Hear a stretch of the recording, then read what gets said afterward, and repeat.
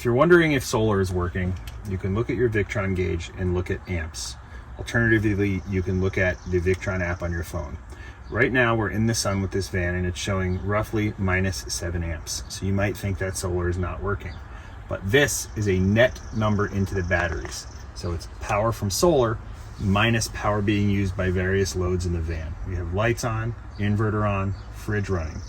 If I shut the house battery switch off, you'll note that the number on the gauge goes positive. Slightly positive, now more positive, so it's showing roughly 3.8 amps of solar coming in. So the way that you can tell if solar is working is by shutting your house battery switch off. If you're really not certain that anything is happening, that's the way that you can tell the actual output from solar panels.